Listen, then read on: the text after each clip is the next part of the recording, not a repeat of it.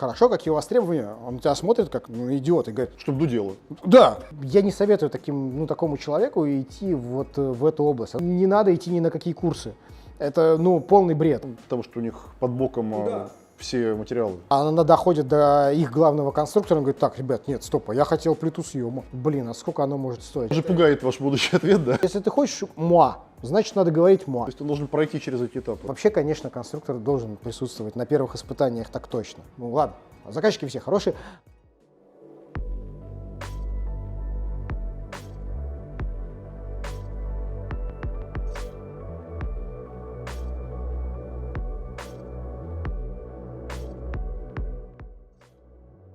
Здравствуйте, друзья!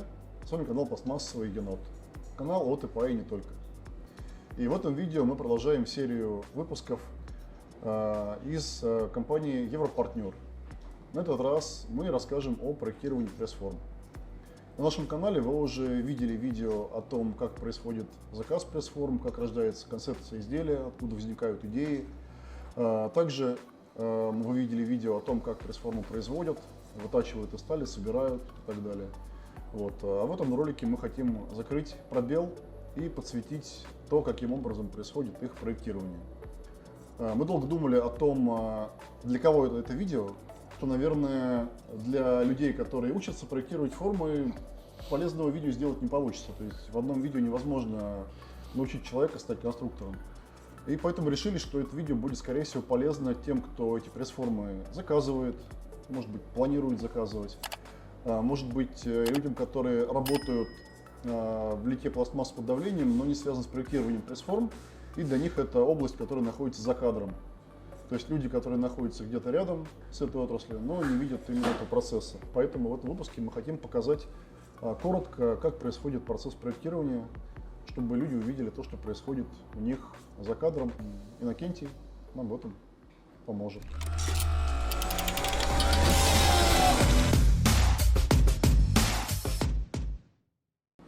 Иннокентий, как происходит процесс? Вам в виде исходных данных приходит что? Образец изделия или его 3D-модель? Это вообще бывает крайне по-разному.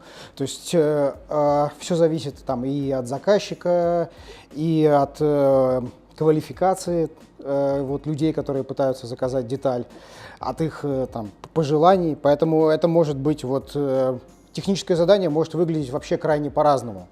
То есть наша, в общем, задача его каким-то образом привести к тому виду, состыковать, да, заказчика и дальше производство, которое там уже пойдет резать детали.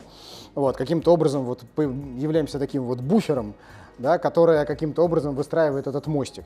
Потому что, бывает, заказчик тебе приносит чертеж со всеми допусками, говорит, я хочу, чтобы это было сделано с такой-то точностью, эти размеры были доработаны после испытаний, линию разъема допустимо здесь поверхность такая, здесь хочу такая, литник можно здесь, материал такой, злиться будет на таком-то термопласт-автомате и, в общем, все, да. А бывает, тебе заказчик приносит детскую дудку и говорит, хочу такую. Ты говоришь, хорошо, какие у вас требования? Он на тебя смотрит как идиот и говорит, чтобы дудело. Да, чтобы дудело.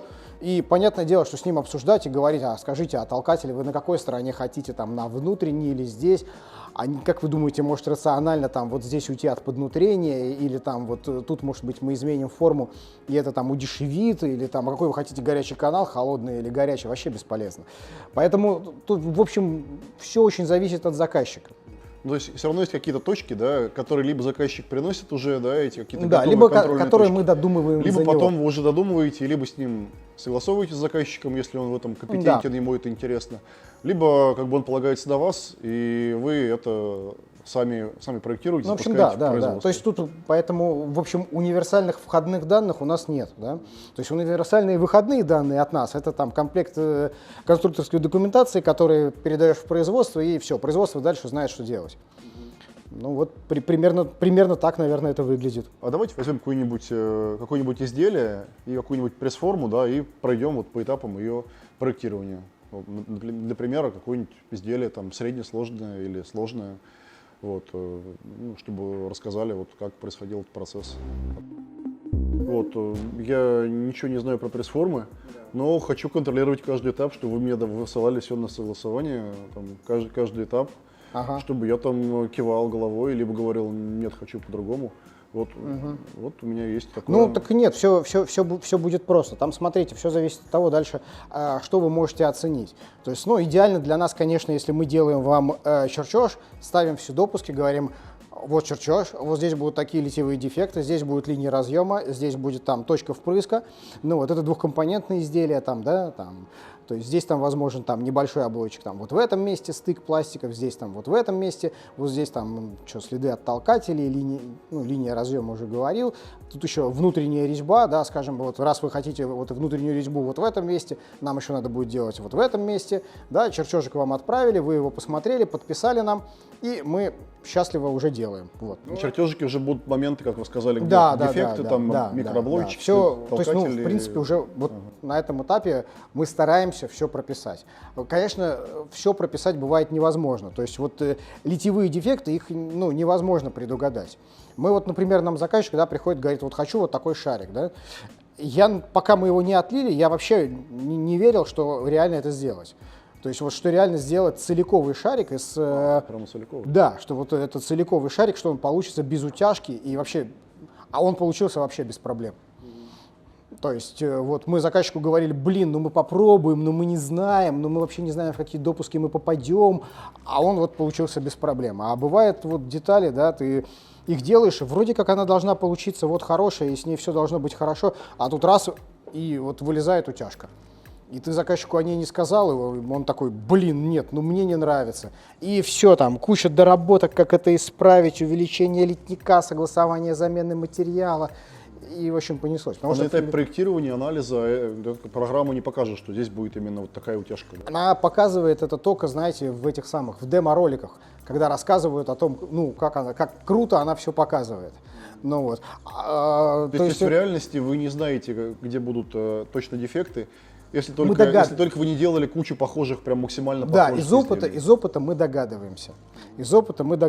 Да. Анализ там толщины стенки, он помогает. Такие вещи, да, то есть, ну, все вот эти вот изжрения, там, типа, Mold Flow, что там у нас осталось, выжило Moldex, да, вот, ну, вызывает вопросы, да, то есть вызывает вопросы, ну, почему, потому что они работают со своей базой материалов, которая там не адаптирована под наши пластики, ну, вот, может быть поэтому. То есть, получается, дефекты все не удастся на этапе проектирования клиенту озвучить. Кто там из великих, да, сказал, практика — критерий истины. Убедиться в этом можно будет только после того, как ты сделал пресс-форму и получил деталь. До этого у тебя, ну, есть предположение, ты что-то оцениваешь, ты догадываешься, но это вот, да, как самолет. То есть можно сказать, что самолет полетит после того, как он полетел. Пока он не полетел, блин, ну, не знаю, а полетит он еще или не полетит, это вопрос. А сядет ли? Ну, получается, какие здесь вот точки есть, скажем так, согласований, да, вы сказали, точки впрыска, да, обычно согласовываются? Ну, как правило, да, обсуждение вот всех возможных дефектов. Точки впрыска, линия разъема, следы от толкателей, ну, какие-то там еще, там, не знаю, шибера, бывают, ну, какие-то там стыки поверхностей, рабочих поверхностей пресс-формы, которые там формообразующие будут смыкаться, ну, что-то такое. И, получается, после согласования этого уже понятен концепт эскиз пресс-формы, да? Ну, после этого, по крайней мере, да, понятно, что ты делаешь. То есть бывает, конечно, да, там, вплоть до того, что иногда на последнем этапе ты уже все спроектировал, там осталось сделать электроды, которыми будут, ну, выжигаться оформление. Я такой, блин, электрод не сделать. Я такой, вот заказчикам надо там вот эту стеночку подвинуть на полмиллиметра, и тогда все будет хорошо. Вот. Ну, редко такое бывает, очень редко. Но бывает. Или там, блин, вот здесь забыл сказать заказчику, что вот тут будет радиусок 0,2, а в чертеже острая кромка. А нужна ли ему? Надо вот тоже задать ему этот вопрос. То тоже бывает на самом деле. Ну вот кажется там, ну что там, радиусок 0,2. Для некоторых заказчиков, блин, бывает очень болезненно. Они там куда-нибудь бегут, у них куча пересогласований. Блин, у нас радиусочек 0,2 там в каком-нибудь видном месте. И все, и понеслось. То есть, ну вот согласовали, например, параметры вот, концепции формы, которые влияют на изделие, и дальше что происходит вот, за кадром, что делает дальше? Дальше проектируется пресс-форма. Ну, тут вопрос, как вам рассказать, да, то есть как это делается в конкретном САПре, в конкретном CAD-программе. Ну нет, наверное, Ну, не настолько. Принципиально, да, в каждой CAD-программе есть какие-то свои особенности. Ну, как правило, берется модель, вычитается объем, дальше это какими-то поверхностями режется, компонуется, да, вставляется туда система охлаждения, система толкания, между всем этим находится какой-то компромисс, чтобы, да, и детали толкалось хорошо, и охлаждалось хорошо.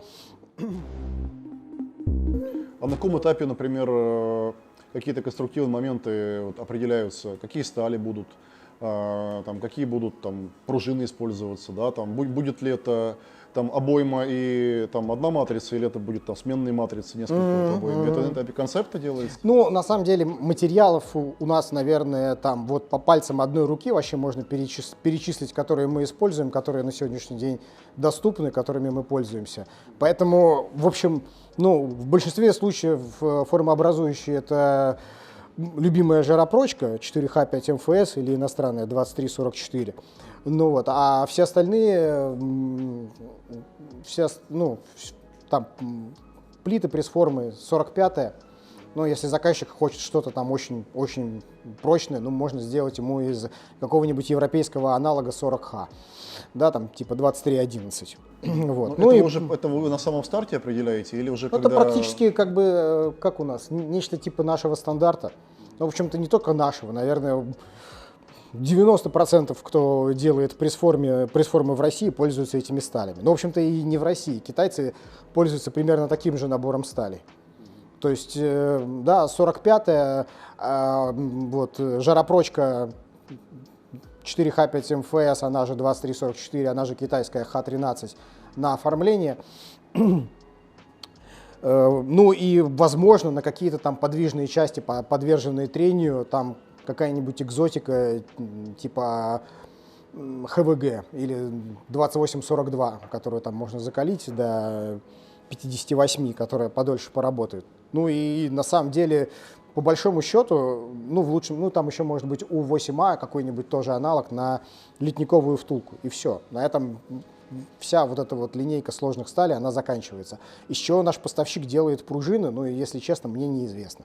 Наверное, что-то там пружины типа 9ХС, наверное. Я имею в виду, что подбираются же они, эти пружины там, по типу размерам, да, вот эти все вот механики. В общем-то, ничего там не подбирается. То есть берется обыкновенный каталог пружин, ну вот, и в зависимости от того, какой ход тебе нужен, а в зависимости от этого и подбирается пружина. То есть, ну, были у нас там такие тонкие моменты, когда была форма с плитой съема, и пружины сбрасывали деталь, но мы просто заказывали там пружины нескольких типа размеров жесткости, ну вот, чтобы, ну, если что, поменять. Но по большому счету вообще каких-то инженерных расчетов в проектировании пресс-форм, их, наверное, ну, просто по минимуму. То есть вот эту вот детальку, которую вы держите, ну, тут были зубчатые передачи. Ну, пришлось считать, конечно, количество зубьев, тут никуда не денешься. Все остальное, как бы, я бы не сказал, что что-то вообще-то считается. Зубчатые передачи на резьбу, да? Да, да, на резьбу, там, шестеренки. А вот какие-то вещи, там, например, система охлаждения проектируется, она как-то просчитывается, чтобы все части одинаково охлаждались, или тоже, как делается на опыте проектировщика? Каналы же по-разному можно сделать, да, это могут быть там каналы, которые просверлены вот так, могут быть просверлены как-то по-другому, там вот внутри формы. Это вот кто это, откуда это берется? Обычно, да, там этих вариантов, их не миллион, да. То есть после того, как ты делаешь оформление, ты понимаешь, что ты это оформление там как-то делаешь вставками, вот тут у тебя подходят толкатели, вот тут у тебя литниковая втулка, то вариантов дальше добавляешь то, что у тебя, в общем-то, ты можешь, у тебя нет опции конформное охлаждение, то есть, да, мы не делаем там на 3D принтере заготовку, где так, как мы хотим, будут сделаны каналы охлаждения. Мы их можем просверлить там ограниченным количеством вариантов. И из всех этих вариантов, ну, у нас есть такое негласное правило, мы охлаждение делаем по максимуму. То есть вот все, что возможно охладить, вообще все, что реально охладить, мы безусловно охлаждаем. Вообще подвижные элементы, какие-то подвижные знаки? Если можно. Ну, вот, потому что даже тут не всегда правильно говорить, да, охлаждаем. Это... надо сказать, термостатируем. Да, термостатируем. потому что не всегда нужно форму именно охлаждать. Иногда надо ее подогреть, то есть держать при равномерной температуре. Поэтому во все места, куда есть возможность завести охлаждение, ну, мы заводим, исходя из наших технических возможностей. В общем-то, наверное, вот система охлаждения в большинстве случаев, она именно так и проектируется. То есть получается, что из того, что вы назвали, система охлаждения проектируется по остаточному принципу. Когда уже система выталкивания спроектирована, там линии разъема, там как будет впрыск происходить, как правило, так, да. То есть система оттолкания тебе в любом случае нужна, чтобы деталь гарантированно упала. Поэтому как бы можно, да, систему толкания иногда подвинуть, что-то там сделать, чтобы можно было сделать получше охлаждение. Ну вот, но, как правило, да, система охлаждения, она последняя. То есть, получается, первый впрыск, да, вот самое там основное. Ну, первое впрыск, да, потом толкание. Линии разъема, вся эта механика. Да. Потом охлаждение. Вот толкатели, потом охлаждение. А вот всякие, когда берутся вставки из бериллиевой бронзы и так далее, это вот оно где появляется? О, это вообще супер экзотика. То есть вставки из бериллиевой бронзы. В специализированных формах. Вставки, да, из бериллиевой бронзы, ну, мне встречались там крайне редко. Тонкостенка обычно какая-то. Тонкостенка, да, тонкостенка. Ну, все формы, все конструкции форм на тонкостенку, они все давно известны, уже отработанные. И, ну, есть производства, которые занимаются чисто тонкостенкой, они на этом съели собаку, да, они знают, что вот здесь надо делать вставку из бериллиевой бронзы, потому что они уже попробовали, они сделали эту вставку из там 2083, из Х13, из бериллиевой бронзы, и выяснили, что из бериллиевой бронзы цикл, значит, на полсекунды побольше.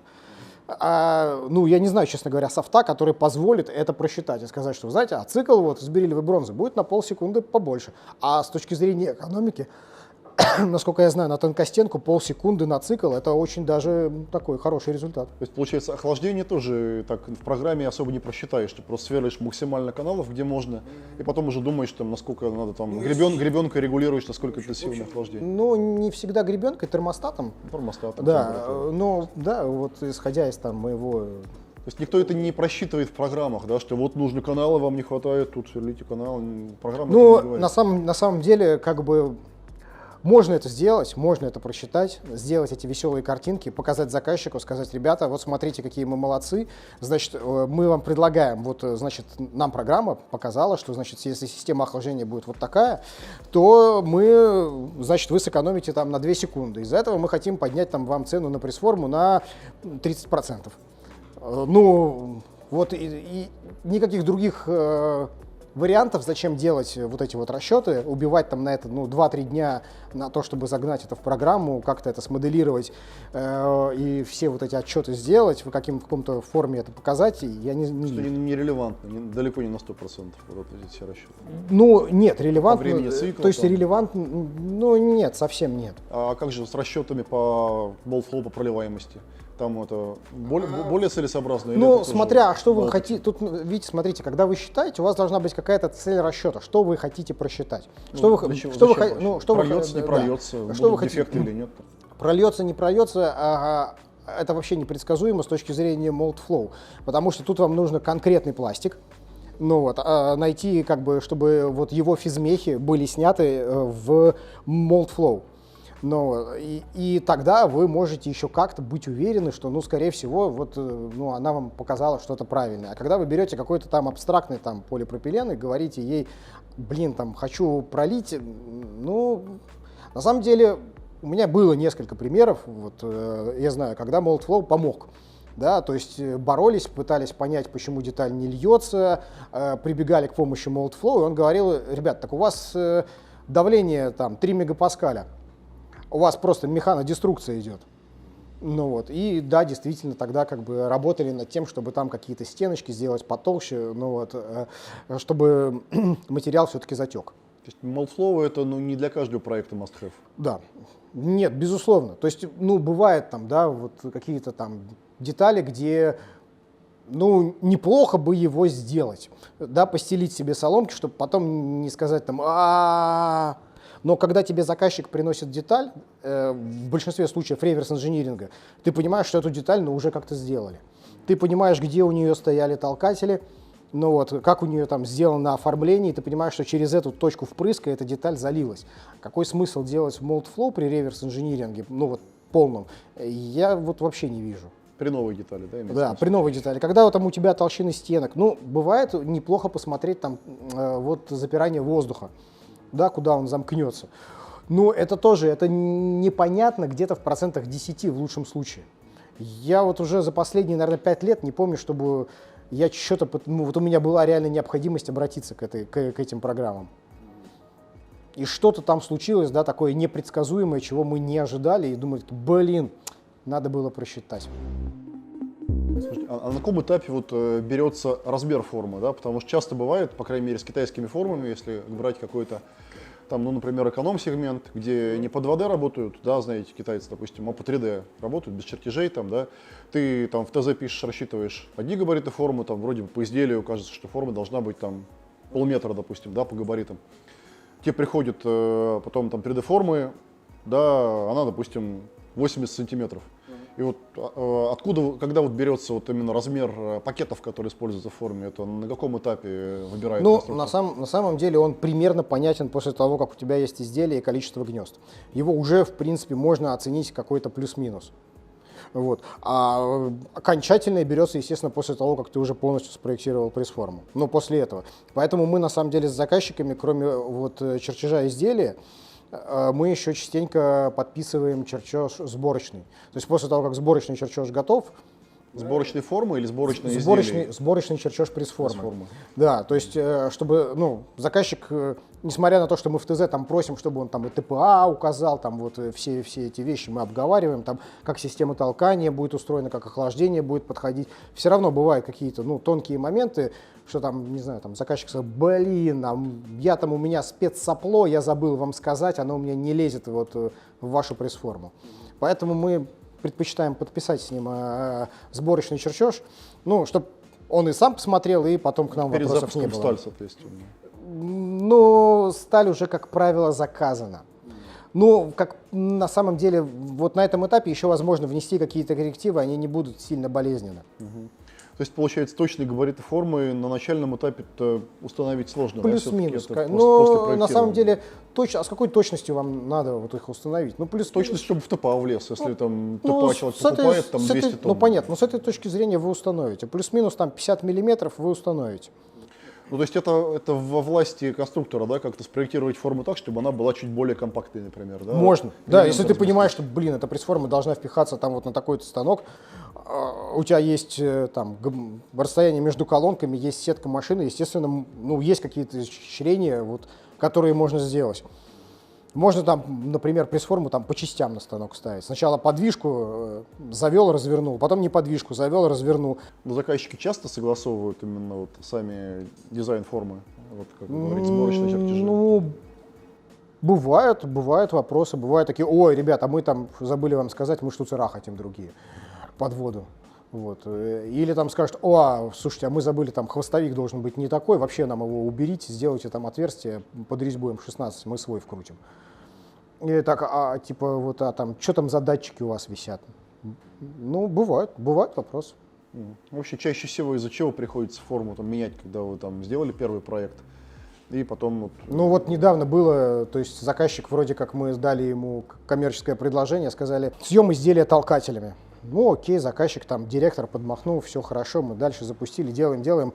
И тут на последнем этапе вдруг мы отправляем им сборочный чертеж пресс-формы, а она доходит до их главного конструктора, он говорит, так, ребят, нет, стоп, я хотел плиту съема. И мы так, блин. И все, ну там вся подвижная часть пресс-формы в перепроектировании. Ну вот бывают такие ситуации, к сожалению, что делать. Но мы, в отличие от китайцев, по крайней мере, это проговариваем, мы как бы стараемся на этом тоже акцентировать, чтобы, ну, как-то так, не было сюрпризов. Чем меньше сюрпризов, на самом деле, на вот первых испытаниях, тем лучше. А конструктор присутствует на первых испытаниях у вас? Или он на всех испытаниях? Вообще, конечно, конструктор должен присутствовать на первых испытаниях, так точно. Ну, это желательно, это must-have, это иногда не случается, ну, бывает там. Но вообще, в общем, да, присутствует. Будем считать, что присутствует. Где здесь вот поле деятельности у конструктора, чтобы форма была там более надежная и реже ломалась? Вот здесь вот, где вот его роль как эксперта?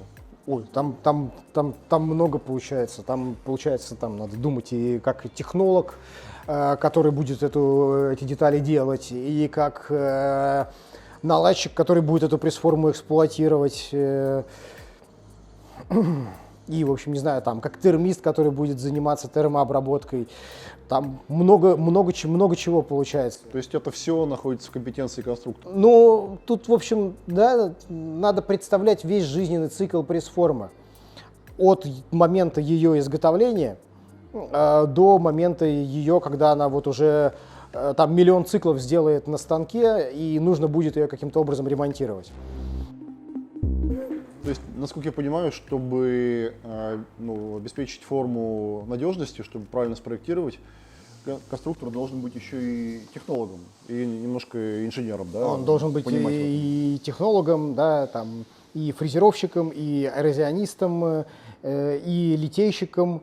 Ну, в общем, эти все знания, они нужны. То есть он должен пройти через эти этапы? Ну, в общем, да. То есть, в принципе, ну, это логично, да. Конструктор, который там проектирует автомобиль, он должен понимать, как этот автомобиль будут эксплуатировать и как этот автомобиль будут делать. Если конструктор автомобиля, ну, не понимает, ну, блин, тогда забавную штуку спроектирует. То есть он прям должен поработать на этих участках на всех, побыть и наладчиком, и пособирать ручками, да, как вообще-то очень даже неплохо это сделать. Ну, скажем так, иногда это может заменить общение с людьми, которые эти пресс-формы эксплуатируют. То есть как ты с ними вот входишь в контакт, плюс там старшие какие-то наставники могут поделиться опытом. Ну, вот, там, посмотреть тебе, помочь, подложить соломки. Вот. Но вообще говоря, да, все эти знания, они ну, по-любому нужны, без этого никак. А насколько важна вот, специализация у конструктора? Да? Вот, ну, в России, как правило, нет такого, что там один конструктор делает там, 500 одинаковых форм в год. Да? Все-таки у нас как бы не те тиражи. Но в Китае бывает, что там, допустим, завод специализируется только там, на ПЭТ-преформах, например. Или только там, на точной медицине, там, да, на шприцах, на иголках, на таких вещах. Или на автопроме. Вот. Это как раз обусловлено именно опытом конструкторов, да, что они... В том числе. То есть это важно. Да. Ну, скажем так, тут не столько, даже не то, что опыт конструкторов, а весь опыт предприятия. То есть, как бы, ну, конструктор, он аккумулирует весь этот опыт, он понимает, как этот опыт применить, но и опыт предприятия, он тоже важен. То есть, там, если у предприятия нет оборудования, там, компетенции для сверления глубоких отверстий, то, естественно, конструктор ими не пользуется. Если там у предприятия нет знания, как применять там, конформное охлаждение, то есть у него там нет поставщиков, он не понимает, там, заготовка там, с 3D-принтера пришла к нему с этим всем, он не понимает, как с ней работать, какие там вылезут проблемы, да, то есть там какие поры могут вскрыться, как там с этим потом, что с этим потом делать. Ну и, соответственно, конструктор не будет тоже применять это. Поэтому, ну, тут, надо сказать, это компетенции всего комплекса. Угу. То есть если вы, допустим, делали там 15 лет дюпели, и вам приходит там человек с бампером, ну, то есть понятно, что станки другие нужны, да, других размеров. Да нет, грубо говоря, бампер после дюбеля то есть, не сделаешь. Смотрите, да, если к нам приходит вот после дюбеля, к нам приходит человек и говорит, я хочу сделать там электрический корпус там, какого-то прибора. Ну вот, и, вот приходит к нам человек с шариком, да, с шариком, мы говорим, да мы не знаем. Ну, вот, а другая компания, которая этих шариков уже понаделала, они будут совершенно по-другому. Да, они будут совершенно по-другому. То есть вот, ну, на самом деле специализация вообще у производителей пресс-форм, она есть, да? То есть особенно у европейских. То есть там какой-нибудь там швейцарский галароформ, который делает вот тонкостенку, он не возьмется за электрический корпус. Ну, вот. Ну, и потому что не может или потому что ему нецелесообразно экономически? Ему нецелесообразно. У него есть заказы, у него есть оборудование, которое заточено на изготовление вот этих матриц. То есть он понимает, что ага, я делаю тонкостенку, значит у меня здесь такие посадки, у меня вот такие будут заготовки, вот так я их буду крепить, вот такая у меня там технологическая оснастка для изготовления, вот здесь у меня такой-то контроль качества вот этих вот пуансонов, потому что мне надо обеспечить толщину стенки 2 сотки, разнотолщинность 2 сотки. Ну вот для этого мне нужно проконтролировать там вот здесь, вот здесь, вот здесь, а вот здесь у нас, короче, длинный пуансон, поэтому здесь мы делаем из бериллиевой бронзы. Ну вот, но вот у них вот такие компетенции. То есть фактор специализации именно в производстве пресс-форм, он реально важен. Играет роль, это не просто инерция какая-то, а это реально потом тяжело что-то другое сделать. Точно так же для заказчика это как бы удобно. То есть тот, кто делал там ну, уж мы говорим про тонкостенку, да, про эту тонкостенку. Вот попробуйте у какой-нибудь фирмы, которая на этом специализируется, заказать. Они вас что будут спрашивать? Они вас спросят, какой вам объем нужен. Вот если к нам вы придете и попросите нас заказать тонкостенку, вот это последнее, наверное, о чем я вас буду спрашивать по поводу объема. Меня будет интересовать, какой замок, как будет проходить обтюрация в этом замке, как будет сделана контролька. Ну, вот, вот этих вопросов у меня будет как бы куча. Ну, а для них уже у них отработанный вариант этой контрольки. Они вам скажут: ребят, короче, у нас есть вот такие контрольки, они отрываются вот так. Вот есть образцы, можете попробовать. Вы какой хотите, чтобы мы вам поставили? То есть для заказчика какой может дать совет, что если вы хотите запускать изделие, которое более-менее типовое, и для которого есть заводы, которые специализируются на таких изделиях, то не парьтесь и выбирайте среди заводов, которые такие изделия делают и специализируются на них желательно. Тут, в общем, да, это, по-моему, очень очевидно. А с точки зрения, опять же, если подойти к клиенту, да, вот как по вашим ощущениям, какие нужны компетенции от человека, который оставляет заказ? Да, это желательно, чтобы это был какой-то технарь, полутехнарь, наладчик, который понимал хотя бы немножко в процессе. Или это может быть просто коммерс, с кем будет проще общаться и будет более предсказуемый результат. На самом деле, вот это на самом деле непредсказуемо. То есть... скажем, человек хочет начать производство. То есть, понимаете, иногда проще общаться с человеком, который вообще ничего не понимает и говорит: я хочу вот такую. Но он адекватно идет на контакт, и когда ты ему задаешь вопросы, говоришь там: а у вас эта деталь где будет работать? А вы там вот в этой детали там вот что будете делать? Вот как вот эта поверхность вам важна или нет? И как бы человек готов тебе вот эту информацию предоставить. Но есть же заказчики какие-то, ну ладно. Заказчики все хорошие, которые эту информацию не предоставляют. Они говорят: в смысле? Ну мы вам образец дали, вот и делайте. И ты, не понимаешь, То есть важна не столько компетенция, сколько просто коммуникация с Да, заказчиком. да, просто коммуникация. Адекватность. Да, просто коммуникация и готовность заказчика сотрудничать. Потому что, бывает, заказчик тебе дал и сказал: все, я вам дал, не задавайте мне вопросов, сделайте так, чтобы мне было хорошо. А как вам хорошо? Нет, вы мне сделаете, чтобы мне было хорошо. И причем здесь пресс-форма вообще? Да, то есть заказчик на самом деле, самое забавное, что заказчик-то заказывает не пресс-форму, заказчик заказывает изделие, которое будет делаться с этой пресс-формой. Поэтому заказчику-то нужно изделие. А вот вам, как конструктору, проще работать с заказчиком внутренним, да? Вы же для себя часть форм делаете, часть на сторону. Вам проще работать с заказчиком внутренним или с заказчиком внешним? Внутренний, конечно, он предсказуем, он, в общем, понятен. Налажена коммуникация, но есть и сторонние заказчики тоже бывают нормальные. Тоже бывает приятно с некоторыми работать. С некоторыми более приятно, с некоторыми менее приятно. С некоторыми, не то, что менее приятно, но просто сложно бывает. То есть какой вы могли дать совет заказчику, который первый раз хочет начать лить какое-то изделие и хочет там заказ разместить? Это быть более открытым. Естественно, если вас о чем-то спрашивают, это не для того, чтобы выведать там вашу коммерческую тайну. Часто такие мысли возникают. Да, не для того, чтобы там вас там что-то, потому что... Или цену поднять, да, вот там обосновываете, вот тут хочу вставить сюда опять эту бериллиевую вставку. То есть, бывает заказчика, знаете, вот очень часто бывает необоснованное завышение точности. Он говорит: вот я хочу вот такую. Ты ему говоришь: вы хотите, чтобы мы в сотку повторили? Он говорит: да, в сотку.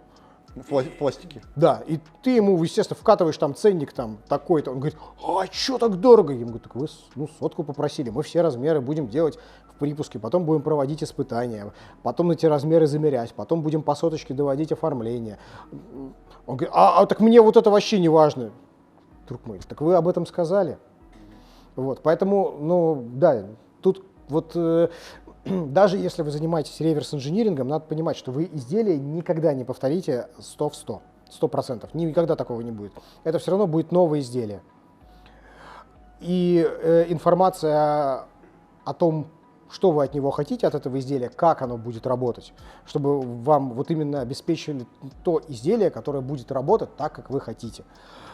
Тут, да, надо быть открытым, надо, безусловно, все рассказывать. И тут максимальная информация об изделии, которое будет делаться, ее, конечно, надо готовить. То есть я правильно понимаю, что более будет оптимально, если клиент не принесет готовое детальное ТЗ вам на стол, по которому надо работать, а вместе с вами его составит, вместе с конструктором, и это будет как бы совместно... Тоже зависит на самом деле от ситуации. То есть бывает, ну, клиент уже, то есть, понимаете, он пытался заказать это изделие, пробежал там несколько поставщиков, может быть, даже попытался сделать пресс-форму, обжегся, и уже как бы вот с этим опытом уже как бы пришел. И тогда, ну, нет, этот опыт тоже надо, конечно, использовать. Поэтому,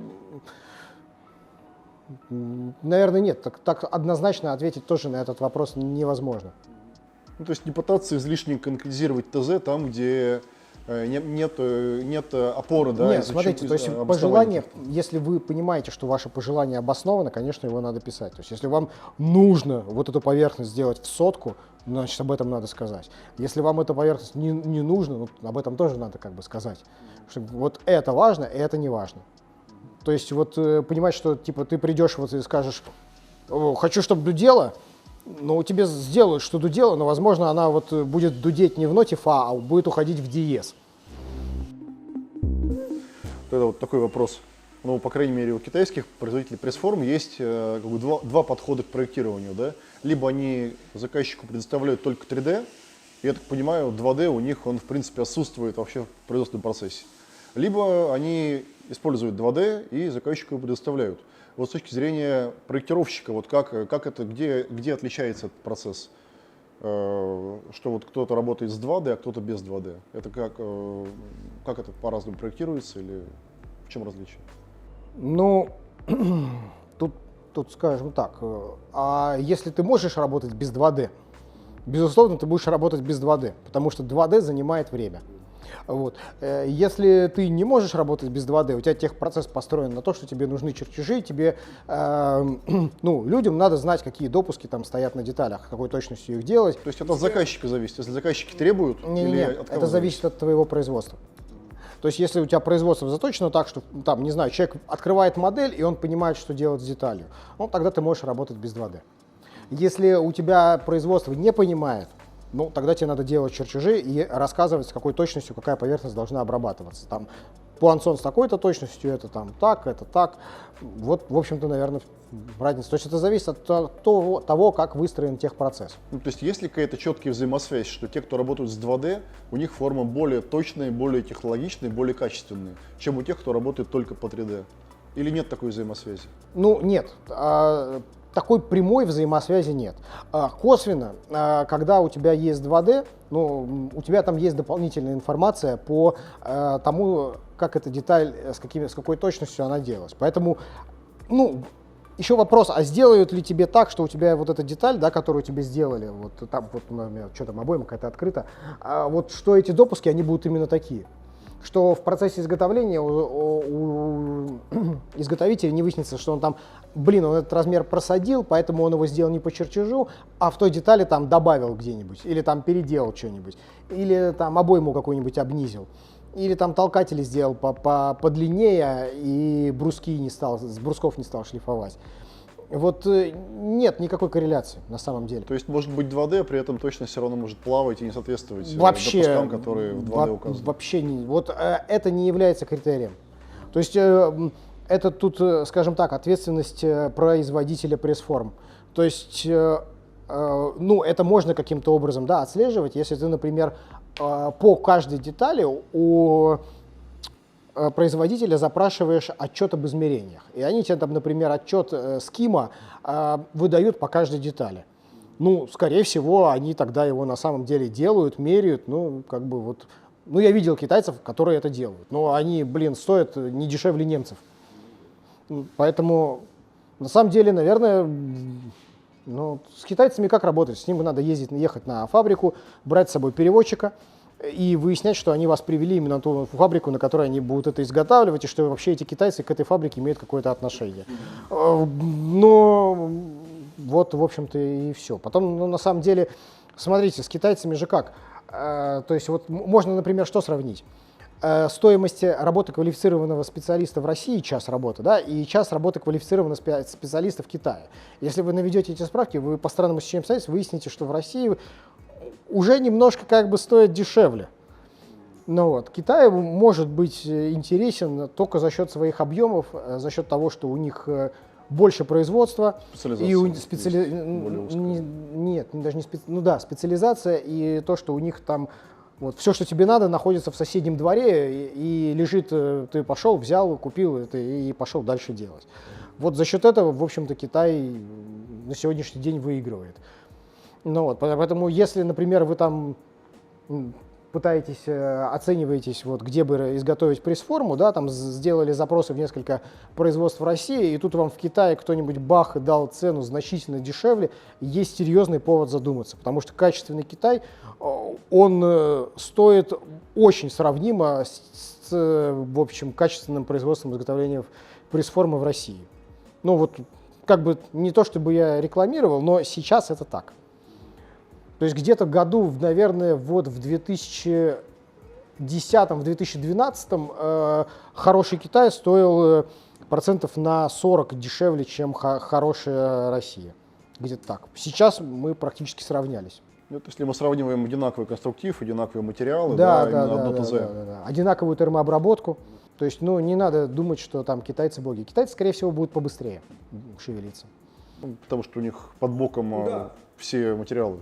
Пошел через дорогу, купил, принес, вот оно у тебя. Ну так чудес-то не бывает. Вот, кстати говоря, про материалы, да, мы не затрагивали тему вот горячего канала. Тут мы говорим, что конструктор все рисует, но ведь с горячим каналом ситуация другая, да, там получается какая-то тесная взаимосвязь с поставщиком ГКС идет, да, и поставщик фактически проектирует горячий канал. И что делает тогда конструктор пресс-формы? Так горячий канал, в общем-то, конструкция горячего канала, она тоже известна, она понятна. У каждого поставщика горячих каналов, ну, есть какие-то свои конструкционные фишки, какие-то вот свои небольшие отличия. Так, в принципе, они, ну, радикально они все друг на друга очень похожи. Поэтому, если ты как бы понимаешь, что у тебя точка впрыска горячего канала здесь, ну, то по большому счету будешь ты использовать там Moldmaster, Haska, Юда, какой-нибудь там китайский горячий канал, хоть самодельный, но ничего радикально не поменяется. То есть единственная причина, на самом деле, по которой мы не делаем сами горячие каналы, просто потому что это дорого. Потому что у производителей горячих каналов у них есть специализация, и вот эти вот стандартные элементы, у них заточенное под это оборудование, заточенное под это техпроцесс, заточенное под это оснастка, они это просто сделают быстрее и дешевле. Вот исходя из своей специализации. Так, в принципе, ну, по большому счету, ничего особенного такого в горячих каналах нет. А если вот давать совет клиенту, да, вот, можете на опыте какие-то наиболее подсветить типовые ошибки клиентов, которые по незнанию, может быть, неправильно ставят задачу, или что-то не согласуют какой-то этап, или наоборот слишком глубоко копают, или в приприемке что-то упускают. Какие-то ошибки клиентов, которые они допускают и из-за чего страдает результат. Ну, тут надо, понимаете, клиенту, наверное, надо не стесняться говорить, что он хочет. Да, и как бы глупо он при этом не выглядел. То есть, действительно, если для него важно, чтобы дудка дудела, и вот, ну, значит, об этом надо сказать. Значит, хочу, чтобы дудка дудела. Или вот он хочет, да, вот он хочет, не знаю, сделать крышку для бутылки вина. И вот, ну, вот как-то был у меня такой, сталкивался с таким заказчиком, вот он говорит, вот вы знаете, я хочу, чтобы вот понимаете, вот есть две пробки, да, для бутылки, вот такая и вот такая. И вот они одинаковые. Но вы понимаете, вот когда вот эту вытаскиваешь из бутылки, она делает так «ма», а вот это делает «ма». И мне надо, чтобы она делала вот так «ма». И, в принципе, да, мы не прописывали это в тех заданиях нигде, но мы, значит, занимались тем, что анализировали вот геометрию одной, геометрию второй, выяснили, значит, что они там, одна там немножко идет на конус, а вторая наоборот, как бы у нее конус вот в этом месте в другую сторону, а вот здесь она немножко потолще. И из-за этого у нее получается, ну, скорее всего, вот такой эффект. И, в общем, мы там как бы удовлетворили заказчика, сделали именно, что вот... То есть это был хороший пример, когда заказчик там не стеснялся и говорить какие-то, выглядеть глупо, да? Да, да. То есть, понимаете, если бы он сейчас начал там говорить, там, я хочу там сотки, я хочу там вот эту точную копию, ну, скорее всего, бы ничего не было. А вот он пришел, сказал, говорит, ну, блин, хочу, муа. Ну, То есть совет, если короткий, в том, что не лезть в дебри, не пытаться усложнять и говорить максимально простым языком, приближенным к его хотелкам. да, говорить, что ты хочешь. Говорит, если ты хочешь сотку, значит, будет тебе сотка. Если ты хочешь муа, значит, надо говорить муа. Если ты хочешь, чтобы дудело, ну, значит, чтобы дудело. Если ты хочешь там цикл 25 секунд, значит, говоришь, я хочу цикл 25 секунд. Осознать свои желания. Да, тут надо, да. Поработать, может быть, с психоаналитиком, осознать свои желания и потом прийти с ними к конструктору. В общем, да. В общем, да. Вот если говорить про людей, которые вот только, допустим, как у нас, типовой портрет нашего клиента, нашего канала, да, человек, который, например, продает, ну, допустим, эти же дюпели, там где-то их перепродает, завозит, импортирует и продает их там на Озон или, не знаю, в Леруа Мерлен или еще куда-то. И вот он задумался о том, что хочу-ка я начать их производить. А чтобы их производить, в ТПА я, может, покупать я не буду, а пресс-форму сделать надо. Контрактное производство? Ну, например, да, но это как бы обычно первый этап к тому, чтобы вот прийти из торговли в производство. Вот, и он еще как бы нулевой в плане производства, да, вот какой совет вот вы можете дать, вот, как человек, который вот сейчас смотрит этот канал, думает о том, чтобы Как перейти... взять и просто и посчитать. То есть цену пресс-формы вы оценить можете. Ну, закиньте, скажете, ну, на начальном этапе даже можно не задаваться вообще вопросом конструкции пресс-формы. Надо прийти и сказать, ребят, вот у меня, значит, вот такой объем, значит, я планирую продавать, там, не знаю, там, 100 тысяч в месяц. А посоветуйте мне оптимальное количество гнезд там в пресс-форме, вот, какое вы посоветуете, чтобы мне производить вот столько деталей, вот таких. Вот примерно так, наверное, с таким ТЗ в принципе вполне можно прийти. Но это будет значительно лучше, если он придет и скажет там, я хочу там я хочу там пресс-форму на 64 гнезда. Ему, естественно, эту пресс-форму считают, и он такой, о, нет, не отобьется. Хотя, в принципе, ему можно было сделать там 2 гнезда, какую-нибудь простенькую пресс-формочку, и он бы уже мог с ней выйти на рынок. Опять же, не усложняйте. Не усложнять там, где, наверное, не надо усложнять. То есть, если вы как бы готовы, там, или там сказать, я вот там, у меня там может быть 100 тысяч, а может быть там, не знаю, я планирую выйти на объемы там, вот после 100 тысяч, возможно, там в 300 тысяч. Там, как бы, вот, что мне там, имеет смысл как-то посчитать, там, что-то по-другому сделать. Ну, можно, в принципе, помочь человеку это сделать. Хотя, на самом деле, расчет пресс-формы – это трудоемкий процесс. То есть за него, конечно, никто не платит, но вот, то есть это отнимает время. То есть, чтобы понять, сколько будет стоить пресс-форма, ее надо уже в голове держать. Ну, вот, поэтому пресс-форма, цена пресс-формы, она, ну, всегда приблизительна. То есть, наверное, вот, ну, производители, которые специализируются, да, которые там, вот, производители тонкостенки, которые вас спрашивают, какой объем, наверное, они имеют возможность уже там, имея линейку из 30 прецедентов, сказать вам довольно точную цену пресс-формы. В цене гнезда обычно сразу фигачат просто. Ну, в общем, да, возможно, они вот могут это сделать. А когда ты, ну, первый раз видишь это изделие и так вот, блин, а сколько оно может стоить? А тут на самом деле вот вроде простое... Плюс-минус будет. Такое. Да, простое изделие, а тут на самом деле, в общем-то, двойное толкание, плита съема. И не так-то все просто, потому что вот если на него так посмотреть, то вот эта вот штучка, вот этот тусик, да, он там с поднутрением. Ну вот, и так поначалу можно взять и сказать, хлопушка, быстро сделаем. А потом начинаешь делать, и ё-моё. Ладно, с заказчиком разобрались. Давайте вот теперь нашей другой целевой аудитории. Например, есть студент, учится он где-нибудь в техническом вузе каком-нибудь, да, и думает вот над тем, что, допустим, он учится на 3-м курсе, может быть, на 4-м, и думает, вот, собственно, закончит скоро, да, и чем бы ему заняться, не пойти бы ему вот формами заниматься. Сколько нужно вот времени, чтобы стать после вуза, например, конструктором форм? И вообще, какой путь карьерный вот, да, должен быть вот, у выпускника вуза, чтобы вот прийти и стать конструктором форм? На самом деле тут очень серьезно зависит от того,